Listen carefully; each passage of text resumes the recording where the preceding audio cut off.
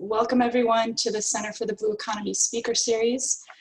Before I pass it back to Professor Jason Skorse, who's the director of the Center for the Blue Economy, to introduce our speaker tonight, I just wanted to make a couple of announcements, one of which is that we have interpreters available. The Middlebury Institute of International Studies is world famous for training interpreters, and you can hear tonight's lecture in Spanish, and only in Spanish tonight. So just look for the little interpretation icon at the bottom of your toolbar on Zoom if you would like to listen in Spanish. And the other thing that we want to do before we get going here in earnest is I'd like to acknowledge the Indigenous people whose land this was and is. So start with a land acknowledgement. We are meeting physically in the Indigenous tribal area of the Achasta, today known as the city of Monterey, California. The Ohlone, Costanoan, Esselen Nation tribal members, who are today known as the Esselen, the Carmelano, Monterey Band, the Rumsen, the Chalon, the Ohlone, and the Costanoan are the Indigenous peoples of Monterey County. And all current enrolled tribal members have their ancestors identified at the San Carlos Borromeo de Carmelo mission and the Nuestra Senora de la Soledad mission in their original records. We acknowledge the tribal governments, we respect their spiritual roles and the important roles that they play today in the cultural and heritage and the beliefs that are important to the living Ohlone, Costanoan, Esselen Nation and people, and to all of us. So with that, I'll turn it back over to Jason Skorse, Dr. Skorse, who will introduce our speaker. All right, thanks a lot, Rachel, and thanks for that. A nice way to begin. One quick request I'm gonna have for everybody. I know it's kind of dinner time and on the East Coast it's late, but we're gonna ask that everybody turn on their video so that it's a little more personal, so that kind of pay respect to the speaker, and just so that we're all kind of more present here. So if you're not in a compromised position, please turn on your video so we can see everybody's beautiful faces. So today we're really happy to have Miss Dina Gilio-Whitaker. She is a lecturer of American Indian Studies at California State University, San Marcos. She also does independent consulting in education in environmental justice. She's also a member of the Colville Confederated Tribes. And I think she's gonna bring a really outstanding perspective of kind of what, you know, of the environmental ethic and the indigenous knowledge that is really, you know, was here for many, many millennia, much longer than, you know, the current society and the current kind of ethics of development that we're currently living under. And so I think a lot of us in the environmental movement are realizing that we've kind of gone off on a wrong turn somewhere, and that there's other ethics, other ways of kind of thinking about land management and kind of our relationship with natural systems. And so really looking forward to Dina's discussion, and hopefully we'll bring it into, you know, more coastal related issues, either in her talk or in kind of the Q&A when we get to afterward. So Ms. Dina Gilio-Whitaker, thank you so much for being with us.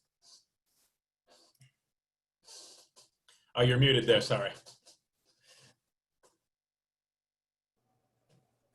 Thanks, Jason. Why peace naxiel ku isquis Dina Gilio-Whitaker, and I'm coming to you from the traditional and unceded ancestral territories of the Ahashiman and Juaneño Band of Mission Indians down here in Southern California, in the town currently known as San Clemente. So I also am a Californian by birth anyway. But as Professor Skorse said, I am a descendant member of the Colville Confederated Tribes, which is in Washington State. You know, before I go further, timing wise, are we thinking we're going to have like about 15 minutes, about around 6:45? You know, it's up to you. We've been doing some of the talks 50-50, so 30 minutes, but it's up to you if you want to do 45. Okay, yeah, I would love to. I love the Q&A part, so I will breeze through this the slideshow as quick as possible to have as much discussion time as possible. So yeah, I come to this work as an American Indian person who is just acutely aware of American history and how American history has shaped my life as an individual in these larger processes. So I'm gonna go ahead and share my screen here. Oh, whoops, I'm getting a message that the host participant disabled it.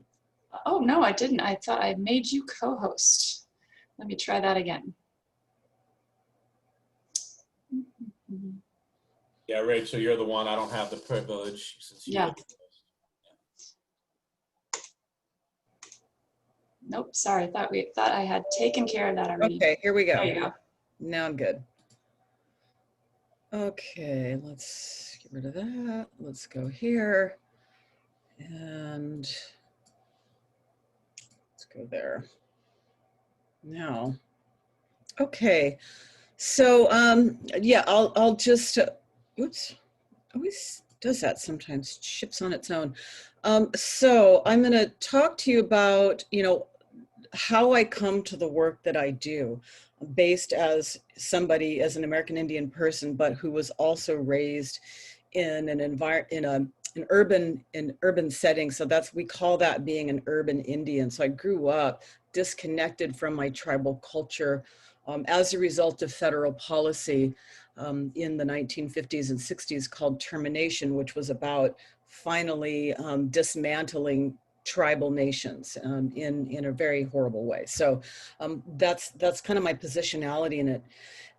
And so yeah, I'm going to talk to you about how I come to this work and talk you through like my work as an environmental justice scholar, and then where my work is going when we're talking about land ethics and the vision that I see about what's possible and actually really what's necessary if we are to build a sustainable society, and sustainable meaning beyond capitalist frameworks of the so-called green energy, because that's a big conversation. I won't really have time to get into that, but sustainability really, in my view, is basically a philosophical and epistemological issue.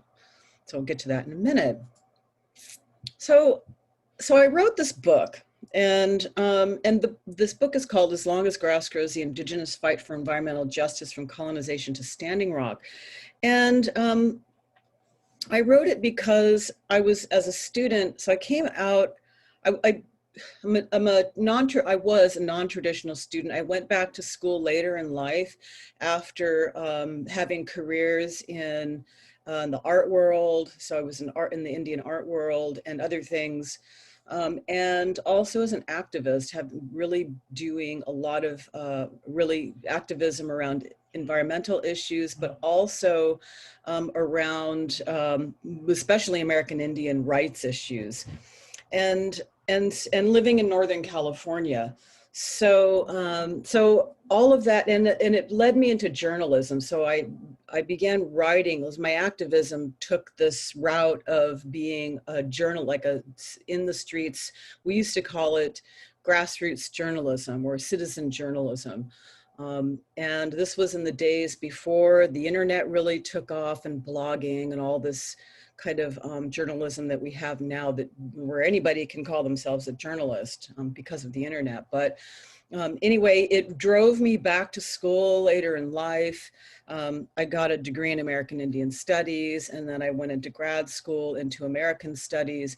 And I was just continuing my research on all these, how American Indians intersect with environmental issues. And I had taken two classes, one as an undergrad and one as in grad school, on environmental justice. And what I was frustrated and to learn was that nowhere in the literature that we were reading, especially in grad school, with the advanced literature that we were reading, there was nothing authored by American Indian scholars at all. So that the American Indians were just subsumed in this this topic or this thing we call environmental justice, which is really, it's discourse, environmental justice discourse, it's activism, it's law and policy. It's sort of an umbrella term to describe all of these things.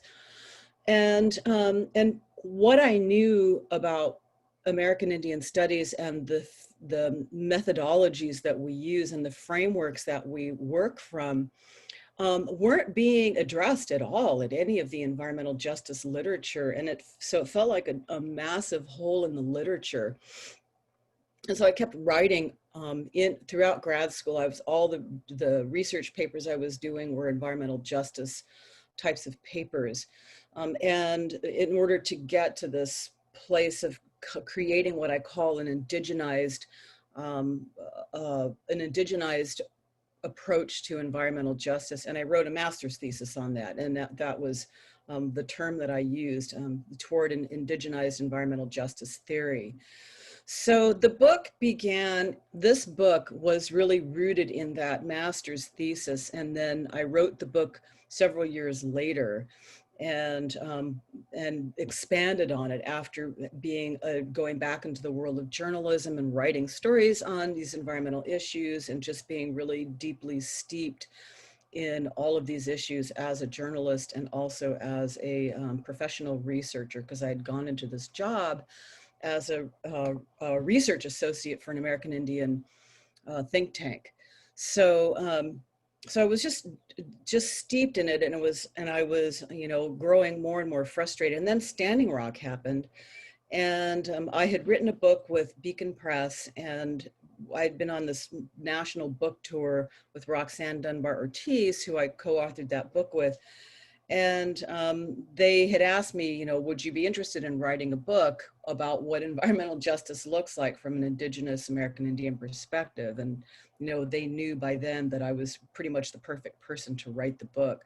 So that's how this book comes to be. And then what I do is I argue in the book that that environmental injustice is completely different for American Indians than it is for all other populations, because the way that environmental justice literature is written is it doesn't take into account invasion, land invasion of foreigners, beginning 500 years ago, genocide, and then ensuing land theft that has dispossessed Native people all over the continent.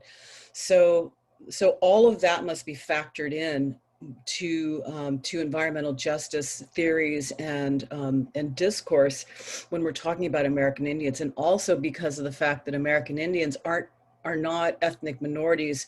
We are nations. American Indians are nations with political relationships to the state. That's a very, very big distinction, and it cannot be elided or erased in these conversations, or else it's just more injustice. So, one of the ways that one of the ways that I argue about this is how these processes of history have produced these profound environmental injustices against American Indians, and this is really in, especially in the history of what we call Western expansion and the Industrial Revolution, throughout the late 18th, all the 19th century, early 20th century, where, it's been narrated, Western expansion and Industrial Revolution is always a narrative of progress, of modernity, for settler society, for the settler population. It's always, this forward motion and progress. But it happens ultimately at the demise of Indigenous peoples, and the examples of that are legion, but the most obvious examples of that are with the watersheds of the upper Columbia River, of the Columbia River Basin, or the Columbia River watershed, which is this image here in the middle, and then the Missouri River watershed here in the Dakotas, which of course was at the center of the Dakota Access Pipeline struggle in 2016. The injustices come with the building of dams, and during these eras, these dam building eras really come a little bit later on, well, more into the 20th century, the early to mid 20th century, but it's all part of the innovation of engineering and, these narratives of engineering genius and things like that. But what happens with the building of dams is that native lands are submerged. It leads to the forced displacement of people who are already displaced, especially in the case of the Dakotas here. For those of you who recall Standing Rock was about the protection of water, of Lake Oahe, which is the water source for the Lakota people and 17 million people downstream, not just native people. But that lake, and less was paid attention to the fact that that lake is not a natural lake. That lake itself was part of the sort of the genocidal project or result of the Pick-Sloan Act of 1944 that led to the creation of these 5 dams, but it displaced over 900 Lakota families. So thousands of people were displaced, and they lost, entire towns. They lost burial grounds and medicine grounds and food sources and all that stuff. This is something that has happened over and over and over again throughout the continent, but probably was the most destructive for the Lakota in this area. On the Columbia River watershed, on the other hand, it's really more of a environmental disaster. It does cause cultural disaster for the tribes of the upper and lower Columbia River Plateau. I come from an upper Columbia people. The Colville Confederated Tribes is located up right about in this area. So we are river people. We are people of the salmon. Salmon is the center of our cultures. And the Columbia River is a massive area, very similar to the massive area of the Missouri River area, and but there is over 60 dams that have been built in that watershed, and it's led to these environmental disastrous conditions where entire species of salmon are rendered almost extinct, and going even down into Northern California. So all throughout Oregon and even into Northern California, we're having these massive environmental cascades of effects, because salmon are a keystone species. Keystone species means that when that species is endangered or collapses, it leads to the collapse of other species, because they all depend on that keystone species. Another environmental disaster that's really well known is this image on the right, which is about uranium mining and the history of uranium mining that went on from the 1930s until about the 1960s, that corresponded with the Manhattan Project. Well, began really with the Manhattan Project, the atomic bomb projects, and then also nuclear energy. And this is the Colorado Plateau here, and the black dots that you see are all, they're all mines, like abandoned uranium mines. There's thousands of them. These are uranium mines that have been abandoned. None of them have been cleaned up. And so they stand as open sores really in the earth that continue to contaminate the earth and the water and the air. And, by and large, they disproportionately affect American Indian communities, because this is the Western United States. Most of the Indian reservations are in the Western United States. And most of the uranium deposits are in the Southwest, which is, like the Four Corners area, which is this area here, which is the land of Navajo and Pueblo peoples. And up here in the Northwest, again, in the upper Columbia Plateau, we have dealt with this as well, with the Midnight Mine and contaminating the Spokane Reservation, very close to the Colville Reservation, and also the Hanford Nuclear Plant nuclear facility, which is continuing, is an ongoing problem. It has never been solved. It continues to leak.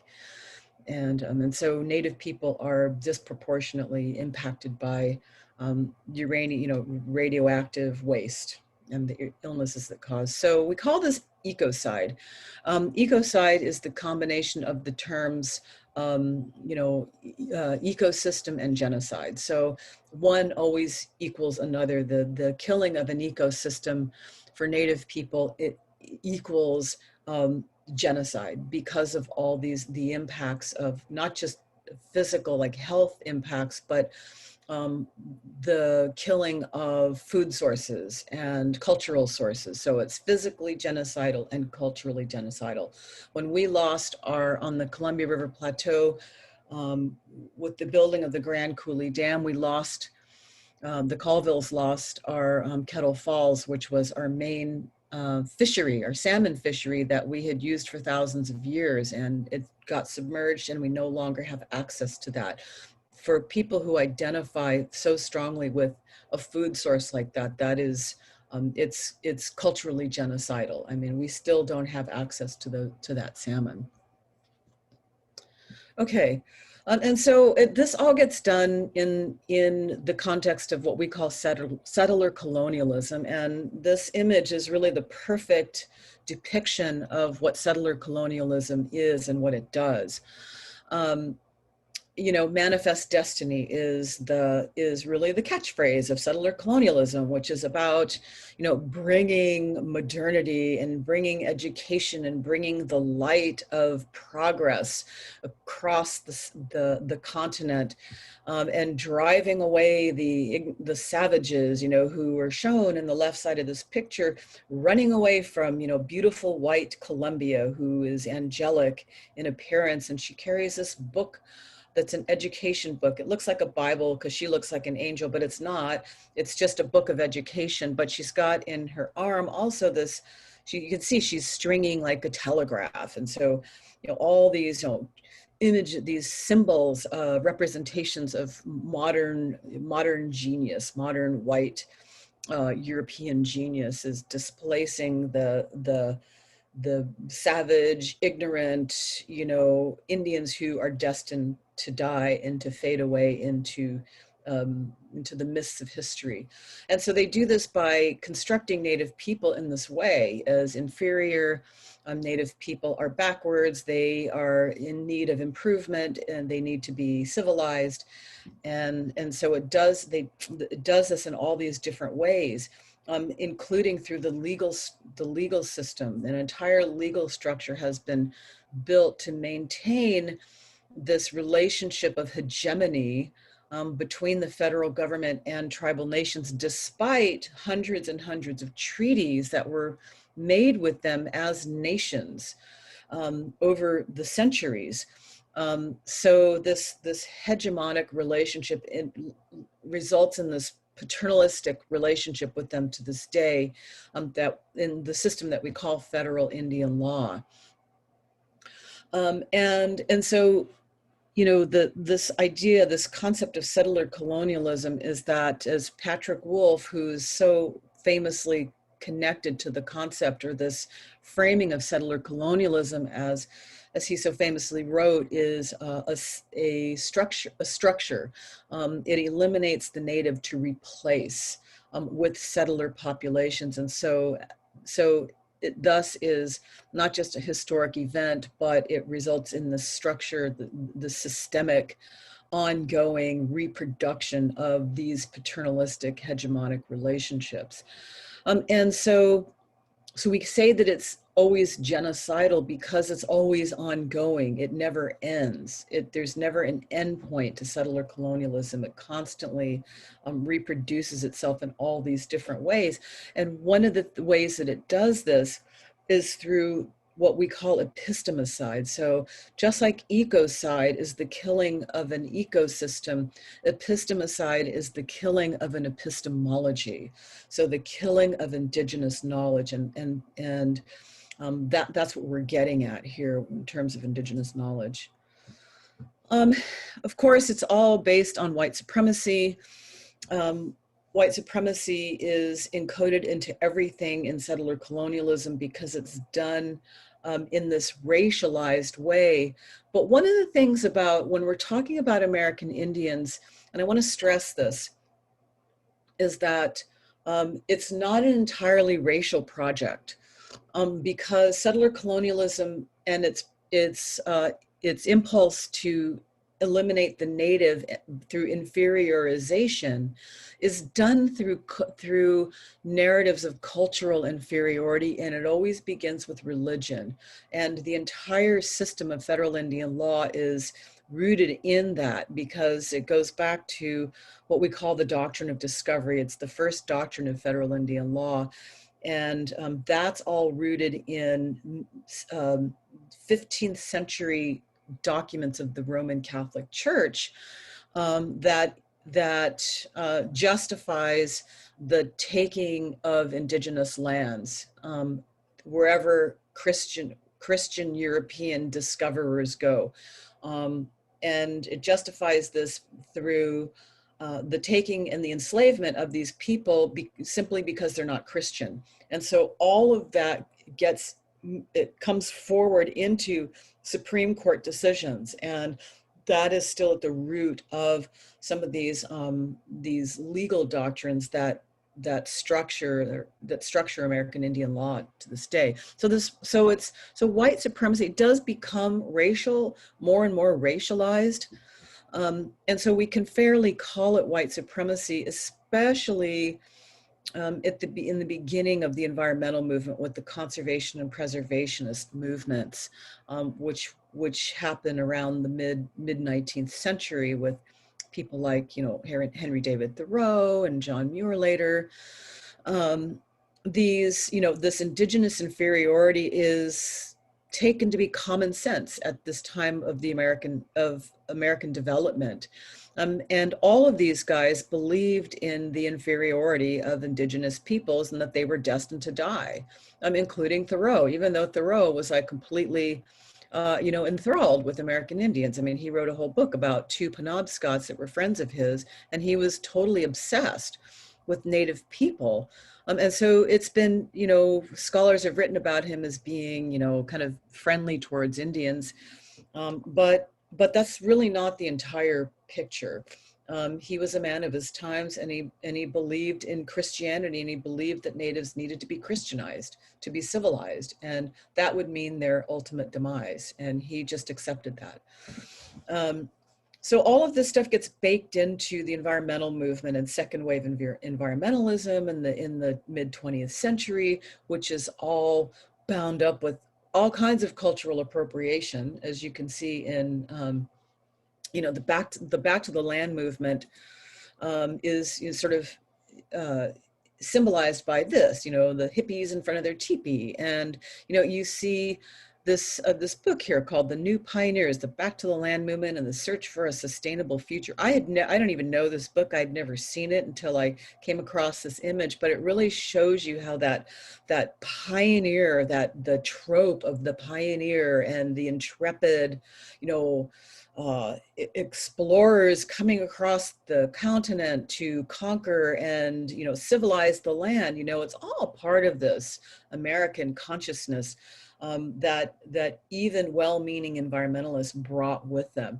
And this is all connected, all this cultural appropriation that we can see. I wrote a whole chapter of it in the book, a very heavy critique about the environmental movement.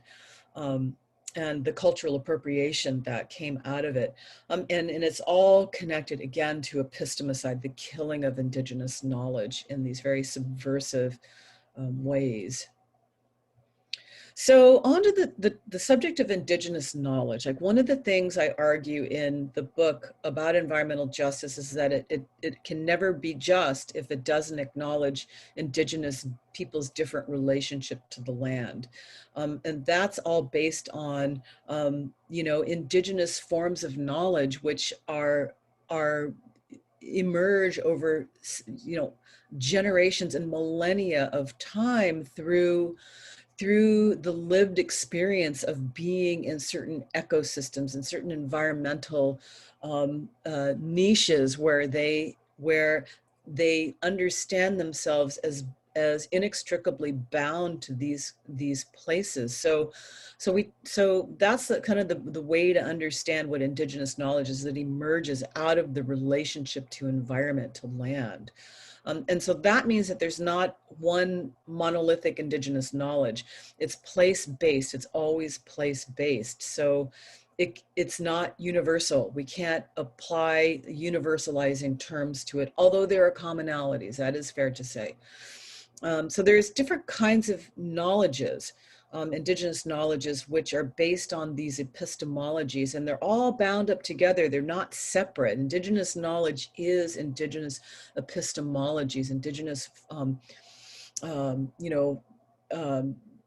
ways of coming to know things, and ontologies as well. How people come to be who they are in the places that there are. These are very holistic frameworks for understanding the world and the human place in it. Traditional ecological knowledge is just one type of Indigenous knowledge. There's lots of different types of Indigenous knowledge. So TEK is not synonymous with Indigenous knowledge. It's just a subset of it. And TEK, traditional ecological knowledge, is not just theoretical, it's applied knowledge. And here I want to show you a really quick video that demonstrates this forest is about to go up in flames. What applied knowledge is. Don't worry, it's intentional. We're here in Roslyn, Washington at a prescribed burn, and it's actually supposed to make the forest more resistant to fires because these woods have been really unhealthy. Think of a prescribed burn as a vaccination against really, really bad fires. And just like giving out shots, you need people who know what they're doing. This is like the main tool of prescribed fire. You get a little bit of a arm workout. Oh, yes. Today, prescribed burning is showing up more and more in state forest management policies. Why? Because wildfires are way worse than they used to be.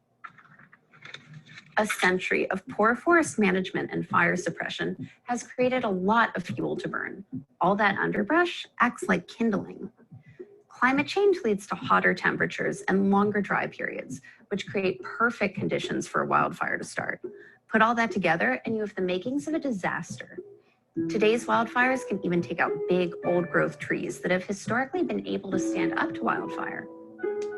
Take this piece of ponderosa pine that's been around for over 2 centuries. This cross-section of a tree trunk is about to teach us a bunch of history, so show some respect and pay attention. Before European settlers arrived, Native American tribes in the Western US were already forest management experts. Many Native peoples embraced fire as part of certain ecosystems. In fact, many trees in the West, like ponderosa pines and giant sequoias, are made healthier by regular human-managed fire. The Yakama Nation used prescribed burning to keep the forests healthy and to cultivate different resources they depended on, like berry plants. But when colonists showed up, it didn't occur to them that the forests were so impressive and the timber so strong because they'd been taken care of by humans. I mean, they were very colorful responses. In some instances, they're just burning things up. They would also notice these abundant berry fields, and they wouldn't always make the connection. In 1910, there was a massive wildfire that spread across Montana, Idaho, and Washington. As a result, the federal government was like, we've got to take better care of these forests. Time for a forest service. Up until that point, there had been some debate over prescribed burning. But the new agency imposed a hard and fast fire suppression policy. No burning, no exceptions. Traditional burning was outlawed, and tribal members were punished for practicing it. And it turns out that was not the best way to keep forests healthy. It was also really culturally oppressive.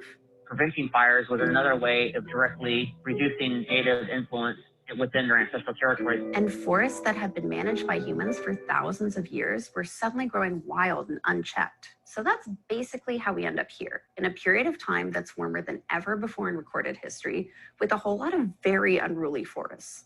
Around the 1970s, some ecologists started to point out that suppressing fire in forests was actually making wildfire damage worse. And that way of thinking has gotten more and more traction. 2014, we had a record wildfire year. In 2015, we broke that record. I think people were what are all the tools in the toolbox? How do we protect ourselves? How do we make our forest more healthy? In 2017, the state of Washington made prescribed burns central to its 20-year fire management plan. We obviously are inheriting a problem that's been over 50 years in the making. It's going to take us a while to get on top of it, but we are going to make a significant difference in restoring the health of our forests, and it will include prescribed fire. Which brings us full circle, working with fire instead of suppressing it, a practice that's still alive in many tribal cultures today. What we're really looking at is a group of people that have been able to survive for thousands of years based on their relationship, interaction, and management with resources. I don't feel like you're gonna have a very efficient project in today's world ignoring a 1,000-year-old data set.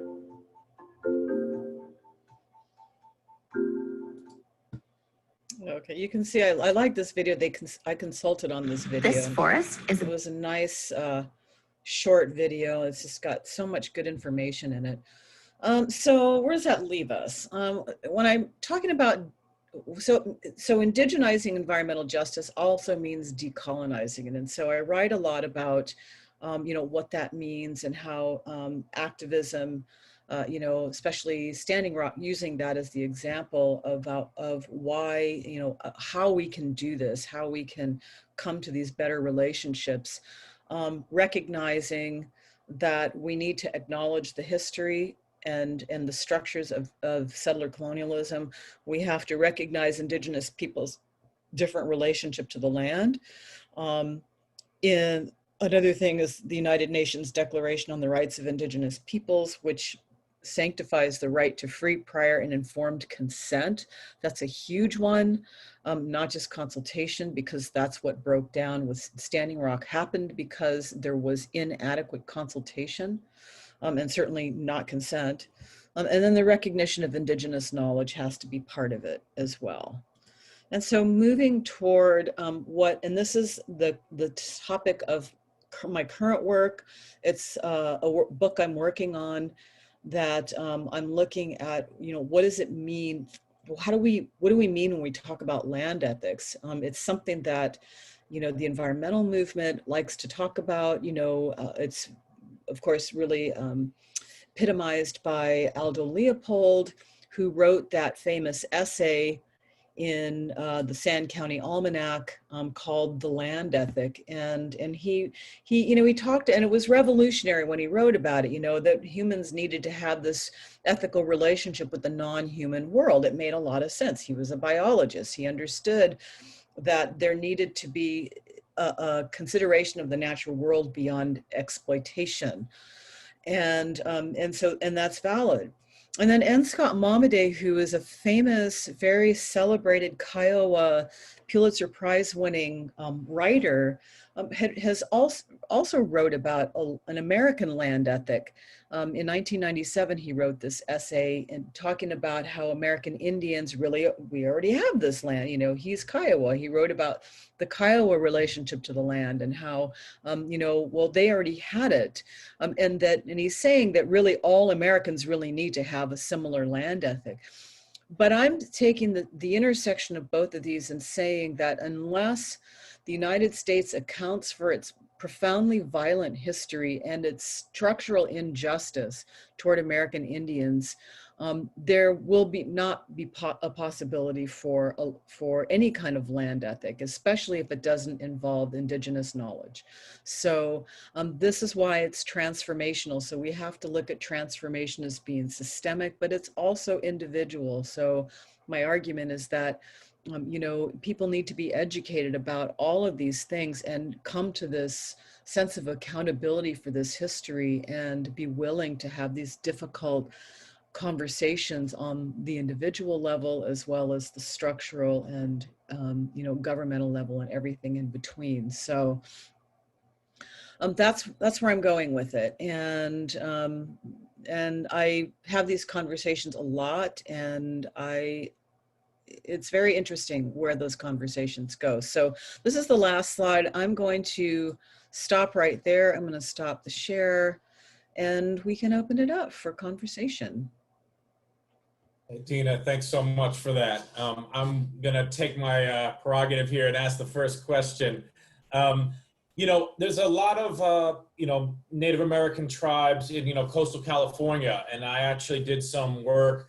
There's a sanctuary designation in Chumash down in a little south of here that, you know, I've been trying to get that turned into a national marine sanctuary.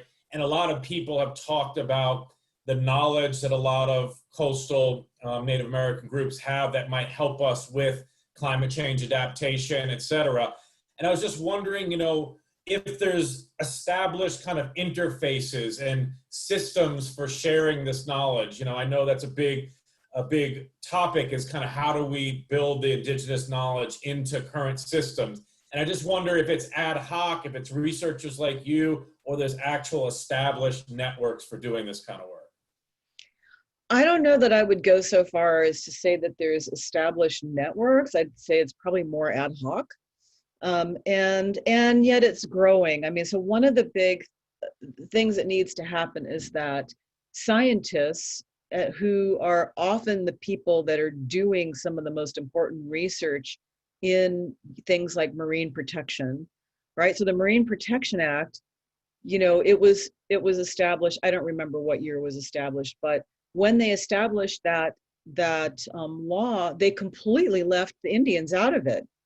They didn't even consider that Native people had been using those seascapes for millennia, and they failed to account for that they had anything of value to contribute, let alone that they might need special protections. And so that became a process of negotiation. The tribes had to fight for that. They had to fight to be included in that and have some of those exclusions. I'll recommend a really wonderful film, and I think I've recommended it to you, Jason. There's on KCET, the TV station, there's a series called Tending Nature, and it's the sequel, like the follow-up to the series called Tending the Wild. It's all about indigenous knowledge. And one of the videos in that series, Tending Nature, is called I think it's called Conserving the Coast with the Tolowa Dini. And it's a beautiful example of how Native knowledge was being combined with scientific knowledge in understanding the warming ocean and the depletion of sources like smelt and other fish resources. So it's just a beautiful example of how those knowledges can be interlinked and used together. One of the things that needs to happen is that Western science always imagines itself superior, so that superiority is sort of, like I said, baked in. And I've been involved in projects where they couldn't move forward, like that projects between scientists and indigenous knowledge keepers, where they couldn't move forward because ultimately the scientists really saw themselves as having superior knowledge, and it leads to this breakdown of communication. And so like that has to be overcome. And you know, so we're talking about the literature, you know, the scientific literature needs to be looking at indigenous knowledge and how indigenous knowledge can combine and enhance Western science. So, you know, so we need to do all of it. I mean, because there are not interfacing networks that I would be able to identify. Well, thank you so much for that. I just put in the chat links to those videos that you just recommended. They look really fascinating. So Rachel, do you want to kind of go with the people who are queued up? Yeah, so up first is Katrina Vonberg. Hi, thank you so much for being here.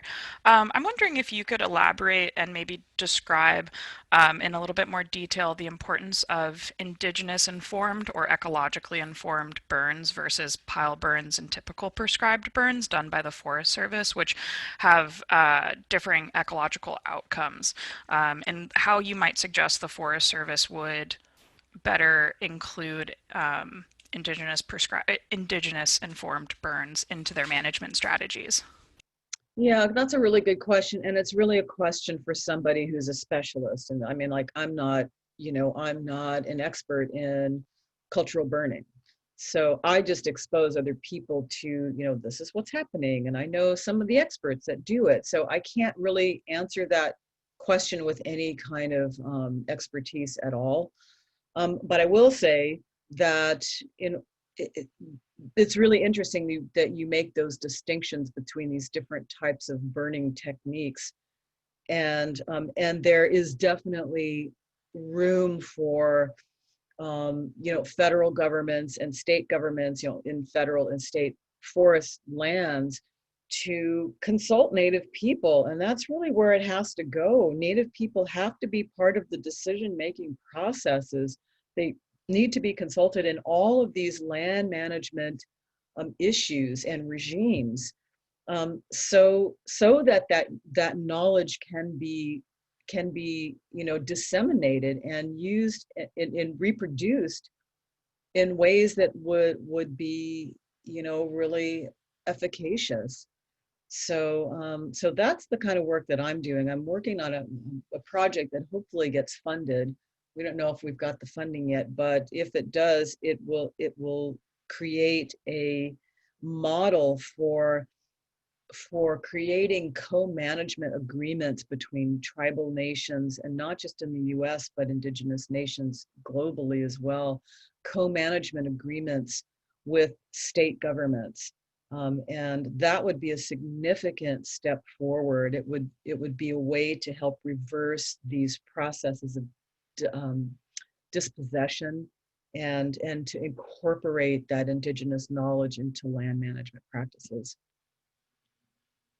I'm going to put in the chat a link to a video to Chairman Ron Good. He's the chairman of the North Fork Mono Tribe, who spoke to us a couple weeks ago about ceremonial burning and land management. And he is probably one of the experts that you would turn to. And he did address that question as to what kind of some of the differences are. So I'll put that in the chat. And then up next is Emily. Emily, go ahead. Hi, thank you so much for your time. I just wanted to ask you if you had any resources or good examples of good faith exercises or projects where nonprofits have worked with Indigenous people or Indigenous tribes. I think in the past, and especially now with kind of all of the racial issues that we're having or that have come up to the fore in America, I see that nonprofits are really starting to try to engage as they should, but I'm seeing a lot of missteps and tokenism and things like that. Anyways, I wanted to hear your thoughts on any good faith exercises going on. Yeah, there are, and I'm certainly a big critic. And I have written very critically about the history of the environmental movement and those missteps and the ways that they have worked against tribal people. But, oh my God, I just saw a great film. What was it? I'm having a senior moment. It was a great example of the Sierra Club. I know what it was. There's a film right now, going back to KCET, there's a film about, it's a recent film, I don't remember the name of it, but it's about the new environmental West or something like that it's called. And it's basically just a documentary about Harry Reid, Senator Harry Reid, the former senator from Nevada, his legacy was as this, like, you know, environmental warrior. And he did all these really good things. And his record is mixed in Indian country, but he did some really good things in Indian country too. And there's a clip in there about I think it was the Moapa Paiutes in Nevada, and how they worked with the Sierra Club. The Sierra Club really supported them in this project to build a solar array. And so they have this giant, you know, solar power plant basically in the desert. And so I was very impressed with that. And I think there are probably other really good examples. Nothing's really coming to mind at the moment.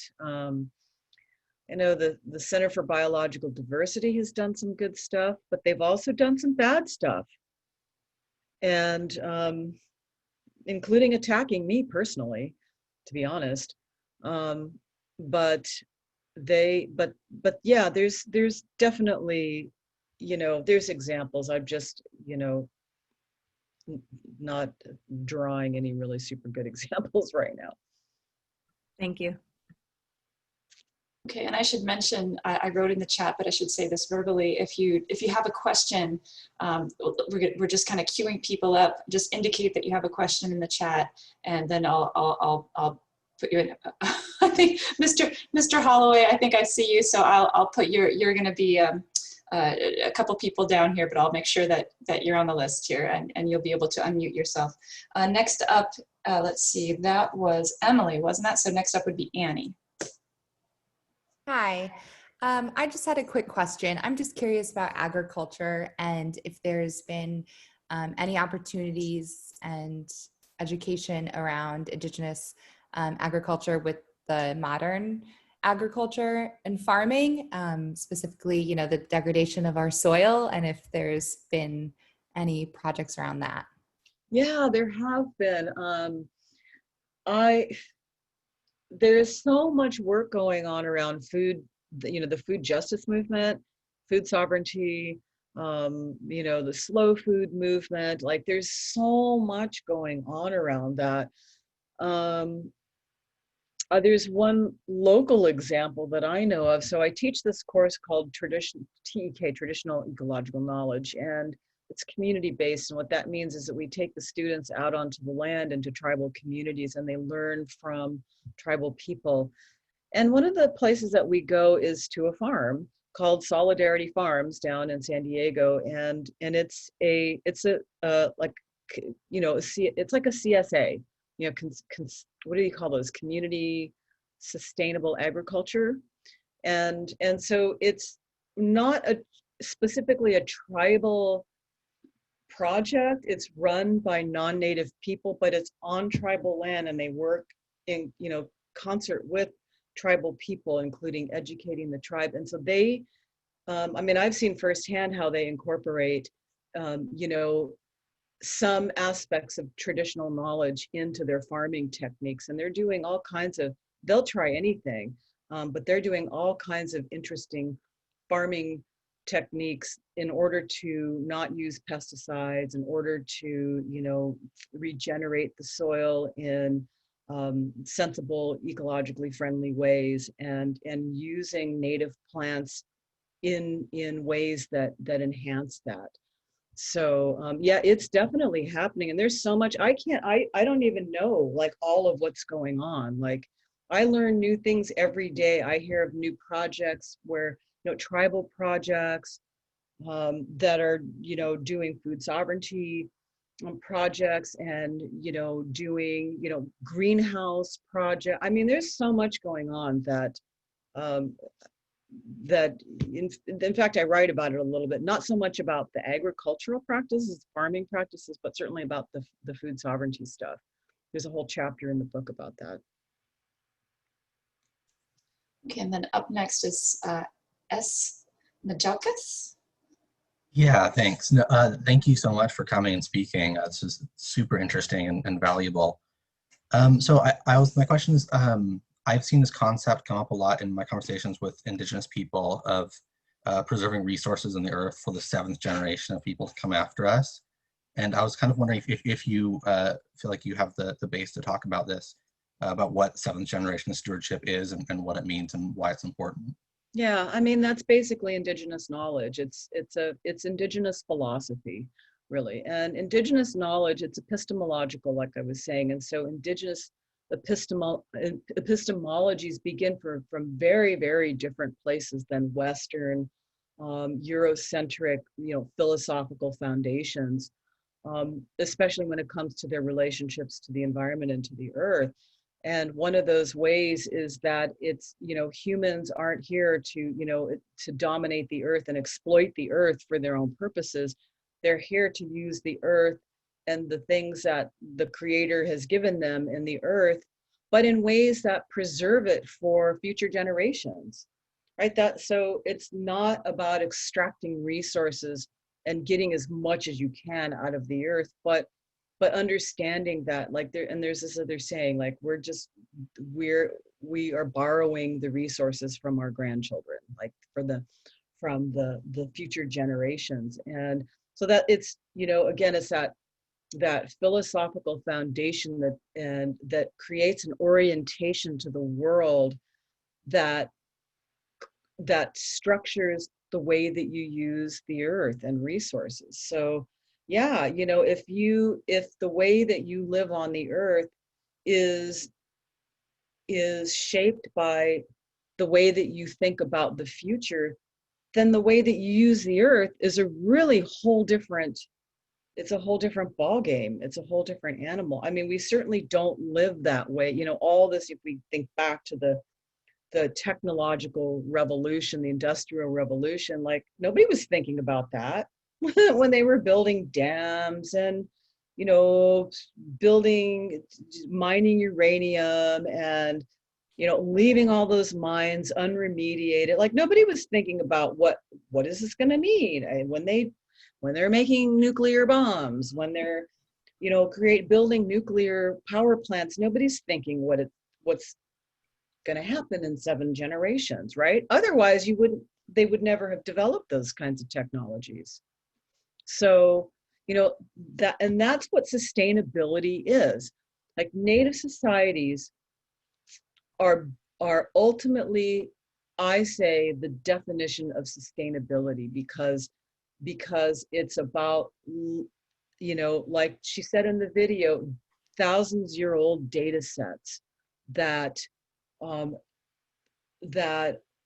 geared toward your future survival, right? When you have that long-term view of things, then the way that you use the earth is different. And so they're juxtaposed to each other, Indigenous knowledge and Western knowledge. And Western knowledge needs that. Western societies, modern technological society needs to be asking these questions. And I think that's what's happening, because that will then hopefully change the way that that we use technology and the way that we as humans live on the earth. So that's why we say this is fundamentally a philosophical problem. This is beyond technology and beyond economics.